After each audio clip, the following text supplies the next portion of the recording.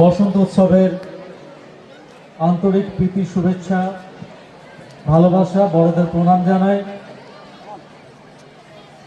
আজকে এই যে 51 সতীপীঠের অন্যতম কঙ্কালীতলা, এখানে যে বসন্ত আসেন এই তাছাড়াও এই অঞ্চলের যে কোর কমিটি আছে তার প্রত্যেক সদস্য, দেবা থেকে শুরু করে আমাদের গৌতম যারা আছে সপ্তম, প্রত্যেক সদস্যকে আমি আন্তরিক শুভেচ্ছা ভালোবাসা জানাই। আমরা আস্তে আস্তে আস্তে দেখছিলাম যে আজকে কিন্তু রাস্তায় মানুষের ঢল নেমেছে, সমস্ত মানুষ কিন্তু আজকে কঙ্কালীতলামুখী।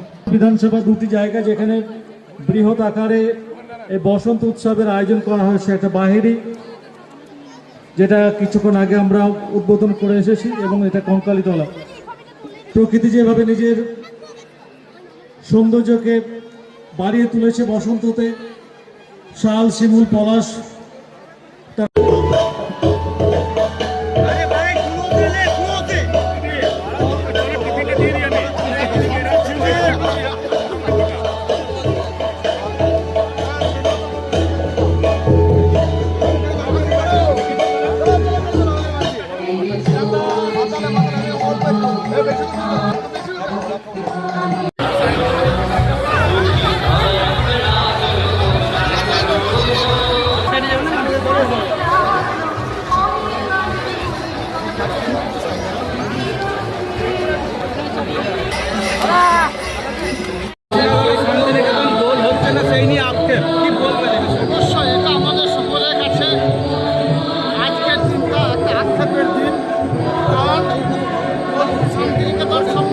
সহ দেশ দেশান্তর থেকে মানুষ এই বিশ্বকবি কবিগুরু সিদ্ধি বিজড়িত শান্তিনিকেতনে এসে উপস্থিত আজকের দিনে দোল উৎসবের সকলে মেতে উঠতেন, কিন্তু বিশেষ কারণবশত সেটা বন্ধ হয়ে গেছে, যার জন্য এই বিশ্ববাদী সমূহ এরিয়ার বিভিন্ন প্রান্তে, সেটা কঙ্কালী মায়ের মন্দির প্রাঙ্গণ বলুন, বাহিরি হাই স্কুল প্রাঙ্গণ বলুন, 500 এরিয়া বলুন, এই এরিয়া সমূহ এরিয়া ছোট ছোট আকারে এই দোল উৎসবটা উদযাপিত হচ্ছে।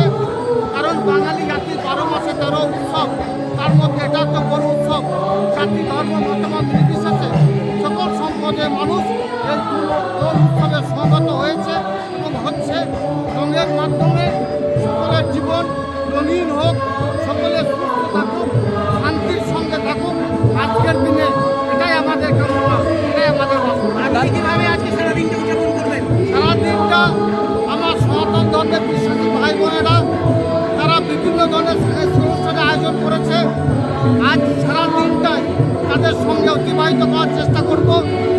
আমার সকাল হয়েছে বাহিরি গ্রামে বিধায়ককে সঙ্গে নিয়ে, সেখানে তাদের সঙ্গে দোল উৎসবে মেতেছি।